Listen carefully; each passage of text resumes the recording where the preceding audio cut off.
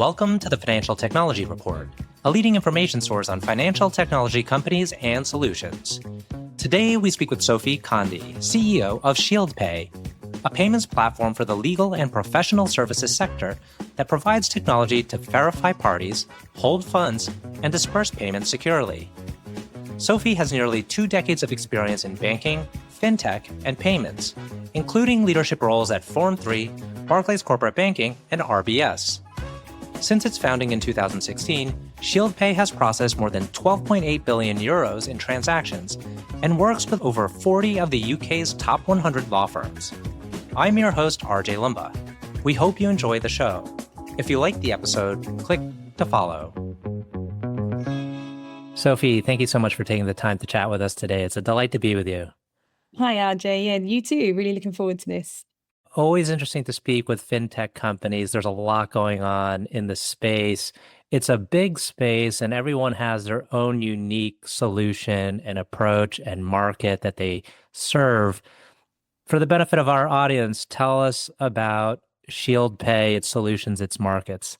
Yeah, of course. And you're right. You're absolutely right. Fintech is a huge space and lots of problems to be solved. And I think that's why we all exist, which is brilliant. So Shieldpay, so who are we? Shieldpay is a payment company, regulated payment entity in the UK.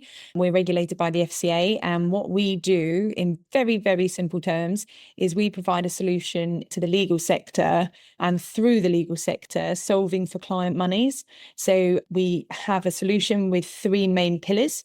We have verify, hold, and disperse. So we do all the data capture and then we verify all of the payees and payors and make sure that it's as simplified as possible, as automated as possible, and it can be a super complex deal ownership structure of a company. It could be a complex situation that needs verifying and we can manage that, or it can be a really simple sanction check or ID&V. We've got quite a scalable solution for verify.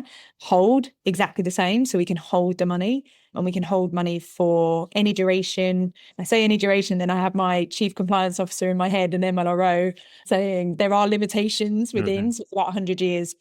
Any currency as well within risk appetite, we can hold that money. So we receive money in, hold it. So that's like an escrow, or if something needs to have an instruction, we can hold on to that. And then we can make payments out. So we have a really sound ecosystem of payment rails. So we can send money anywhere, any jurisdictions, any value, any volume, again, within risk appetite. So that's that end-to-end solution. So our typical clients, for example, like I said, are law firms. So we do paying agents and escrows for mergers and acquisitions, for real estate. We also do litigation payments. So solving class action lawsuits, once they're solved, we will then do the disbursement of payments. It's great because what you really highlight, what Shieldpay highlights, are the complexities with payments, with legal services. And I'm curious if much of the market now is still doing it very manually. Oh, massively. So our biggest competitor, in honesty, are the law firms themselves, because they still, in the UK particularly, they do money movement, they do client money management. And it's all a real kind of mishmash of solutions and tools, all kind of plugged in together, or manual spreadsheets. The other interesting point that you just made is the complexity behind this. And one of as part of our mission, we talk about complex high value payments and we solutionize for that. However, to me, a complex payment, they're not really that complex because I work in that industry, but complex is so personal to the end user. And what we care about is that end person, is that movement of money. It matters to everybody. And we make that as streamlined, seamless as possible with appropriate friction for regulation and for ease of understanding. But yeah, we care about getting the money into the right hands at the right time. We'd love to hear a little bit about your background and maybe what you did previous to Shieldpay, what brought you to the company, and then your path within the company. Yeah, of course. You might have already been able to tell I'm a bit of a payment nerd. I love a payment. I love how complicated they are. So my background, 20 years of financial services, and that's through banking and fintech. So I did some of the big banks here in the UK, did that for just over 10 years. And then I've just done just under 10 years in the fintech space. and all in payments. So I did retail banking, then I joined banking in transaction space. So moving money internationally and domestically for corporates, and then went into fintech to simplify payments as much as possible. I joined Shieldpay coming up 4 years ago. And the reason for me joining Shieldpay, in all honesty, was all about mitigating fraud. And that's where we come from. So Shieldpay was founded with a superb mission to basically ensure that money can be received safely and sent safely and securely and held securely as well in escrow, and get escrow more digitally available for people. But it was all that safety and soundness. It was really important to me while simplifying those payments. So I joined Shieldpay at the end of 2021, and I joined as ops director and came on board to have a look at how it was operating as a business, and particularly for our customers. And as I joined kind of the founding team, and then I was promoted to COO sort of within the year, and then I was appointed as CEO in the middle of last year. So yeah, almost a year in seat now, and that's been my journey here. Fantastic. And now with the CEO hat on, I'm sure, as it had been in the past as well, probably growth is top priority. And can you tell us a little bit more about your target clients and maybe the cohort that is most interesting to you? Is it primarily law firms? Yeah. So the use case that I've shared with you and what we do, as in, so how our capability and our offering to the industry, so that verify, hold and disperse, has multiple use cases. So what we've found in the past, that's sometimes a blessing and a curse, because we get approached a lot for partnerships. So we've grown into different sectors in the past, and what we've decided to do now is really lean into the legal sector, predominantly because of the market dynamics. So what's been happening in the UK is, with the SRA, which is a Solicitors Regulation Authority, they came out with a consultation which was very clear that they came out with the outcome rather than the question, which was quite an interesting way to do it.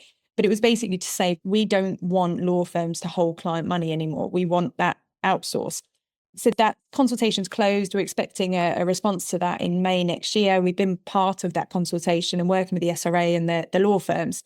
So where I'm going with this and why I'm talking about that particularly is something that is lacking in this industry is optionality for law firms. So they can either have a bank and they can use that bank and have an in-house team to manage it, or they can use a third-party payment provider like us. However, there's only a limited number of third-party payment providers who also offer a payment account, which is what we offer. So for us, our growth is significant in that space for payment accounts, and adding that optionality for client money and that management of client money. That's our big focus at the moment, and through 2026 as well, providing solutions for clients in the legal space. And are you primarily in the UK? Do you have maybe interest in other geographies? Yeah, we do. We are in the UK. We can work outside of the UK, with clients, but we are predominantly in the UK. Yes, we have lots of interest in other geographies, especially, funny enough, the States. There is a real appetite for our technology and our capability, particularly for escrow. So that's something we are also looking at. And also in Europe. So I know in the States, class action lawsuits, that kind of litigation framework and payment capability is really well embedded and ingrained. But in the UK, it's still quite young. We have sound processes and we've done a lot of it. But in Europe as well, that's a very nascent market. And we've had a lot of interest in what we do here to be able to offer it over in Europe as well. So yeah, as a CEO, you have that constant balance of execution, delivery, and growth, and making sure that you grow into the right areas. So I feel super blessed that we have so many opportunities. It is pretty endless. But yeah, remaining completely focused on our goals and ambitions is my drivers. I'm curious, you've moved over to Shieldpay and initially as operations director, and you've kind of been promoted fairly quickly to the CEO role. And I would love to hear about your thoughts on leadership. How do you think you've been effective in building that trust in your organization and from maybe the other executives, the founder, investors, et cetera? So if I lean into the leadership style and I think about some of the feedback I've had over the years and more so recently, I think I lead with a real authenticity. And then actually somebody said to me not too long ago, he said, one of my superpowers is I have no ego. So I think because I have no ego, I have no other hidden agenda or anything else. I think I lead with authenticity, and I have a very easy human touch. I think I'm not scared to be vulnerable. I'm not scared to talk about what's working and what's not, what I can see, what I understand and what I don't understand. And I think that's been really pivotal for our growth and also my career progression. I've never been afraid to call out if I think something's not right. Actually, I think that the direction or something we need to do needs to kind of be realigned, and also to celebrate when things are going really, really well and focus on those things as well. So I think that's played a big part for the business, but also I think for myself, my values are very strong. I work with integrity, professionalism, respect. They're fundamental values and behaviors to me. And I think that's helped with the culture and helped with our direction and execution. Yeah, and in moving in towards culture, this is another area we like to touch on because it's frequently critical to whether or not a company can continue and sustain its growth. Are there kind of principles? You mentioned a few of them, but related to kind of the organization, how you're trying to build it, are there key pillars of the culture you'd like to cultivate? Absolutely. Without a doubt. I think we talk openly about our values and about who we are as people and about bringing them to life as well. So our values, for example, we have own the outcome, be curious, be yourself. And I'll talk about them in a bit more depth. But they, in essence, like, for example, be curious, be yourself. For me, that drives that integrity piece, that authenticity piece, and the ownership of your own, if that makes sense as well. So don't shy away from those things. Own the outcome. That's the other piece. I think I've worked in places and I think it can be easy in a fast-paced, constant change environment to try and, I don't want to say point fingers, but not really own what needs to happen. And so therefore being accountable and owning what needs to drive us forward and really be critical to yourself on those things really helps the company and the culture. Because otherwise people are going, well, are you doing it or am I doing it? Was that your fault or was that my fault? Or, I think that ownership and that open ownership is very, very important. And then also our other values, so there's three of them. We have the last one is achieve the outstanding. And for me, that constant striving to achieve the outstanding, for better words, you're constantly trying to push and overachieve and execute at a level that you're super proud of and you want to be associated to. So those three values for me really do capture our culture and certainly my beliefs. And I would say the exec team and actually, anyone who works here. I think one of the things we struggle with as a fintech and as a scaling business is boundaries. And I think sometimes as well, when people start to feel, well, you're expecting so much from me all the time, or the business is, I think owning those boundaries as well and say, look, this is what I can do, so I can't do. These are the things that I won't cross my boundary on. I really advocate for that amongst the business as well. And I try and live by it myself. Not easy. Are you primarily distributed? Are you all in an office or a few offices? And how does that play into this idea of boundaries, but yet, holding people accountable? That's one of the challenges. We classify ourselves as hybrid. So we have an office and we're in London. We only have one office now. We did have a couple. We have one office in London. There is 2 events a year we mandate. We ask that everybody comes to. Other than that, it's come in when you're asked from a collaboration point of view, or if you need to be in the office for something. If not, we trust you to deliver what you've signed up to as a person and as an employee of Shieldpay. Is very much work is something you do, not somewhere you go. And actually, I think with the shift since COVID and with the shift of a lot of companies now being a little bit more mandated in time in office, I think it's been really widely appreciated that we don't have that. And we do respect the flexibility actually really helps people on their boundaries, but also execute what they need to execute. We're coming up on time here, and I do have a couple final questions. One is, can you tell us about a person who has had a profound influence on you? So professionally, I can talk about 2 people who are still heavily involved in my career. So actually it's our chairman, and he has been an incredible ambassador and supporter of mine. And for me, he really still demonstrates that integrity and authenticity is so valued and is needed in business.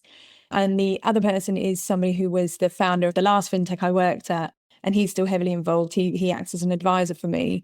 And again, I worked with him in the bank, and then I worked with him again. He was the reason I went and joined fintech.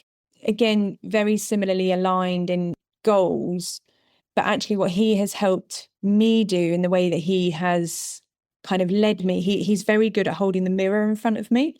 And we all need somebody like that. You know, we can all sit here and complain about a situation or be happy about a situation, but then not really look at the impact or the influence that I had on that or can have on a different outcome.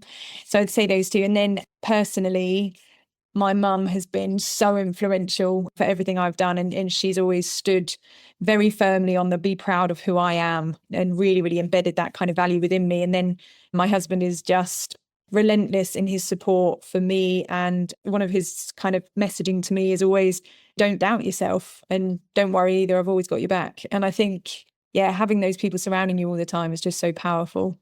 Awesome. Last question. Can you tell us about a charity, cause, or other endeavor that you're passionate about?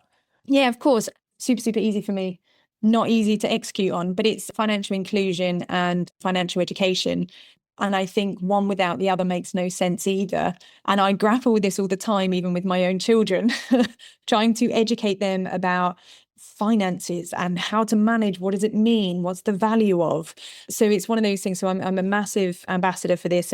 Your social economic background shouldn't influence whether your financial services are being inclusive of you. You shouldn't have to be super wealthy to get financial inclusion.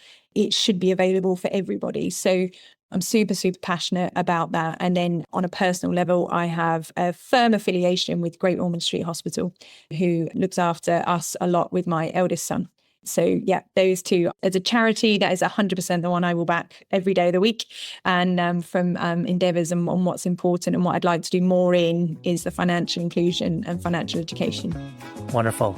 Well, Sophie, want to thank you again for taking the time for this conversation. It's truly been a great one. No worries at all. Thanks, RJ.